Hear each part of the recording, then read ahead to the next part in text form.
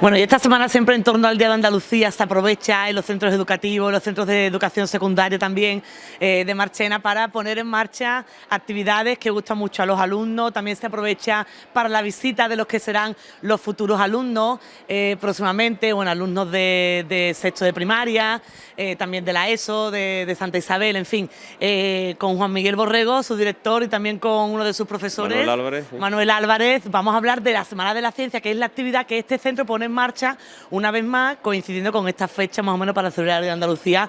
Juanmi, son muchos años ya celebrando esta iniciativa y cada año cuenta con más trabajo por parte del alumnado, más implicación y más éxito, ¿no? Efectivamente, esta es la 11ª edición, es decir, llevamos ya 11 años con esto, con muchísimo éxito. Es curioso porque al principio, digamos que eran más los departamentos los que tiraban del carro, pero ya llevamos muchos años que con el concurso de proyectos es justamente lo contrario, es los alumnos los que, vamos, prácticamente nos dejan sin sitio para hacer la exposición. Este año la Semana de la Ciencia va dedicada, siempre lo hacemos por diferentes periodos históricos.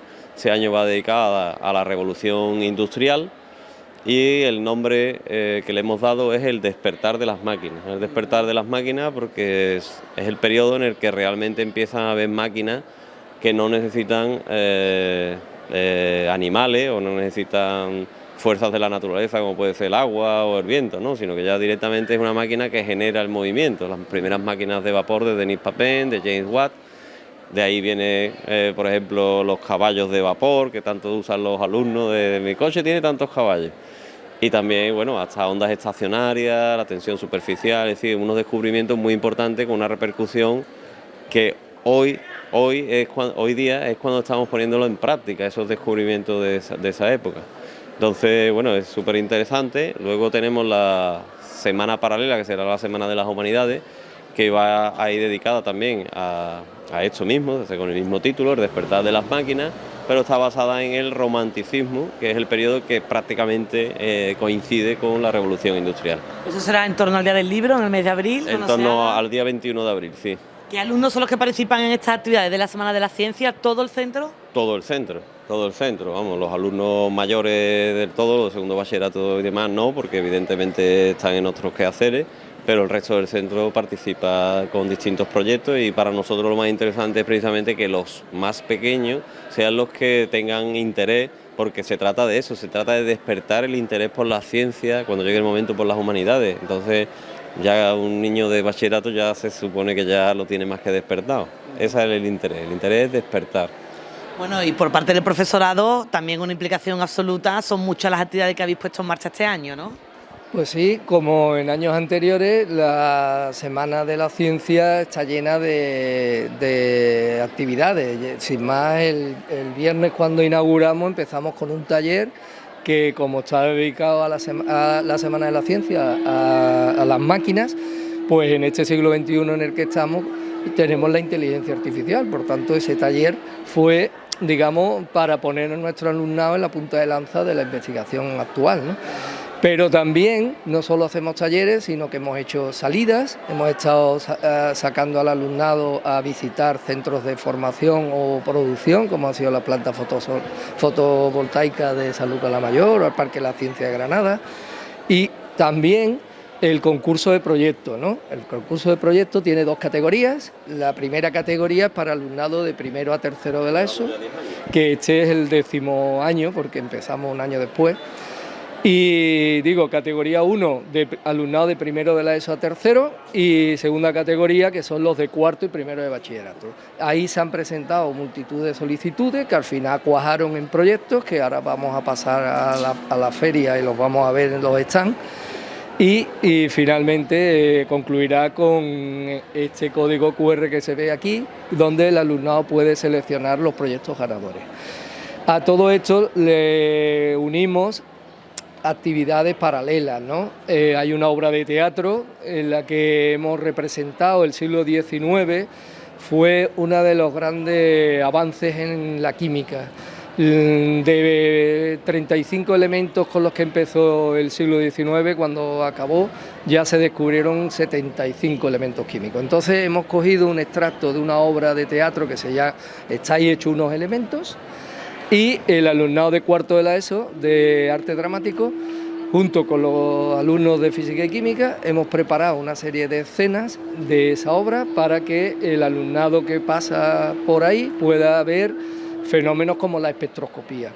Es una técnica que permitió el análisis de sustancias sin tener contacto con ellas, es decir, a través de la radiación electromagnética que emiten, el color que emite, cada átomo tiene un color específico y por tanto podemos identificarlo y así podemos saber la composición, por ejemplo, de los planetas o del Sol mismo y nunca hemos ido, es simplemente analizando la luz que nos llega desde ellos.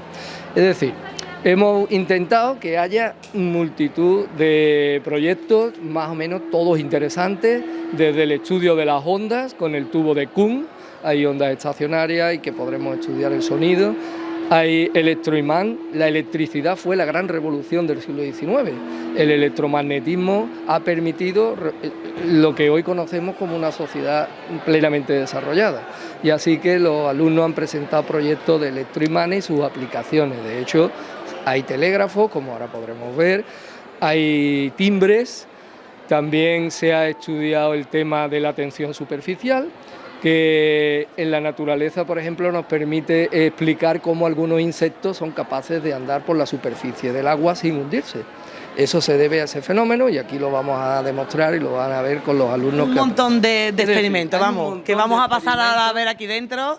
Con esa también obra de teatro, actividades paralelas, se va a prolongar hasta el miércoles y además Juan Miguel se aprovecha que vienen también estos días alumnos de otros centros para conocer las instalaciones también y bueno, ver lo que se hace ya cuando ellos sean alumnos de secundaria, ¿no?, de instituto. Claro, tenemos por ley, digamos, que hacer una jornada de tránsito, ¿no?, para enseñarles el centro a los futuros alumnos que vayan a venir. Entonces, por no hacerle a los centros que vengan 2 veces, aprovechamos ya que vienen para hacer la visita a esta Semana de la Ciencia y aprovechamos luego un poquito más tarde para enseñarles el centro y, en fin, informarles de la oferta educativa. Muy bien, pues vamos a pasar adentro. Si os parece, vamos a ver esos experimentos de los que nos hablan y esos proyectos que han hecho los alumnos. Bueno, pues vamos a empezar con esta máquina de vapor. Venga, y contándome. Bueno, pues aquí tenemos la máquina de vapor construida por Watt y que lo podemos ver antiguamente en grandes industrias como las de los barcos, las de los trenes. Pero esto se ha ido modernizando con los años, llegando incluso a nuestras casas, como por ejemplo la plancha de casa. Bueno, pues el funcionamiento de esta máquina de vapor es tener, por así llamarlo, una cápsula que hace que retenga el vapor de agua que le estamos echando con agua. Este es calentado por alguna fuente, por ejemplo fuego, y hace que consiga la presión exacta para poder salir y es capaz de mover, por ejemplo, ese molinillo. Funciona pues el funcionamiento de la plancha es similar, mientras que en vez de mover el molinillo, hace que con la placa podamos planchar. Y en grandes industrias actualmente tenemos la generación de la energía, que es el mismo funcionamiento, pero cambia los instrumentos de poder hacerlo. Por ejemplo, los trenes tienen una válvula que se ejerce presión gracias al fuego al vapor, y consigue mover la rueda a grandes velocidades y así poder mover el tren. Y pues está haciendo ese trabajo sobre la Feria de la Ciencia, ya que lo que no fue construida en la época del Renacimiento, pero dio un boom, dio gran impacto en esta época, ya que se empezó a comercializar más en Europa Occidental y en Estados Unidos. Muy bien, pues enhorabuena, chicos. Ahora cuando planche voy a pensar en la plancha de manera diferente, ¿eh? No me va a caer tan mal la plancha. Bueno, y por aquí me queréis enseñar algo, algún experimento. Venga, a ver este que tiene aquí varias cosas. ¿Esto qué es, un volcán o qué? Venga, explicarme. Mira, estos son ejemplos de reacciones químicas, lo cual que al mezclar vinagre y bicarbonato produce dióxido de carbono, por lo que el globo se va inflando. Aquí es más o menos igual, pero al tú mezclar vinagre con bicarbonato, colorante y un poquito de jabón, hace como que en el volcán eclosiona y sale el agua. Venga, vamos a ver. Quito el globo, Julián.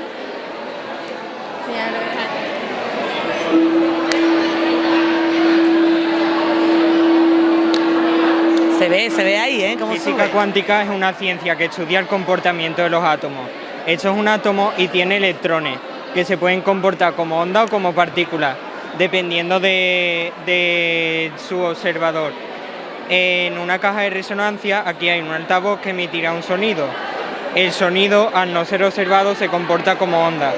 Dependiendo de la frecuencia en la que se emita esta onda, afectará la realidad de una manera u otra.